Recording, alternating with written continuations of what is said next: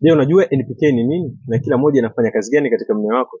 Wakulima wengi huambiwa tumia NPK bila kuelewa kuwa ni ipi inafaa kwa hatua gani ya mmea wake. Lakini ukweli ni kwamba kila herufi kwenye NPK ina kazi yake maalum kulingana na hatua ya ukuaji wa mmea wako. Ukianza na nitrogen, yenyewe nitrogen inasimama kama N, husaidia mmea kukua haraka, kutoa majani mengi, kuwa na rangi ya kijani kibichi. Na inahitajika zaidi mwanzoni mwa ukuaji, kipindi cha mmea na majani mapya yakianza kutoka. Ila usizidishe nitrogen, maana mmea utakuwa mnene sana lakini hautazaa vizuri.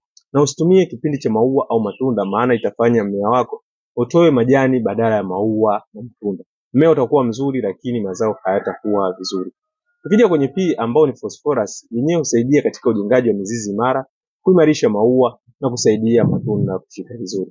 Na inahitajika zaidi kipindi cha mwanzo kabla ya kupanda na wakati wa maua yanakaribia kutoka.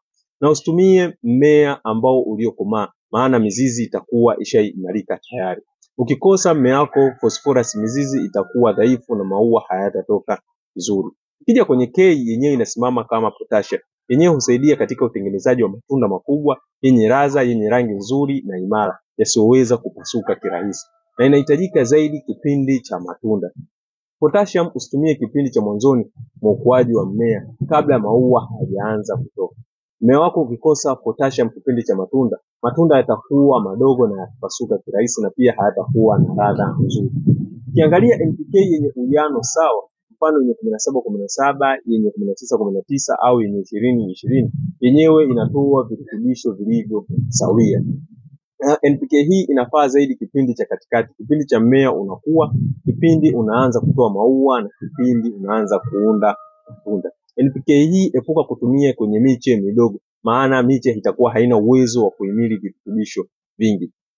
Na wakati wa matunda ambayo yamekomaa, kipindi hiki mbolea inahitajika ni yenye potassium nyingi zaidi. Usitumie NPK yenye uwiano sawa sana. Hii ndo NPK. Usitumie NPK bila uelewa wa mmea wako unahitaji nini. Kwa kifupi tu, ukuaji wa majani, kirutubisho kinachohitajika ni N ambayo ni nitrogen kwa ajili ya kujenga majani na kuongeza nguvu ya mmea.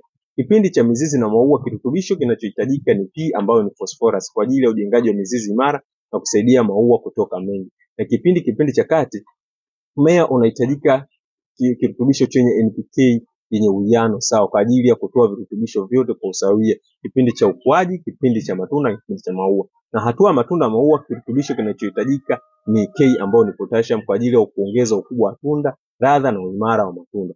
Kumbuka, kila mmea una hatua zake za ukuaji. Usitumie NPK yoyote tu, angalia mmea wako unahitaji kirutubisho gani zaidi. Karibu Shombi Investment uje ujipatie kile kilicho bora zaidi. Hii ndo maana halisi ya neno NPK. Karibuni sana.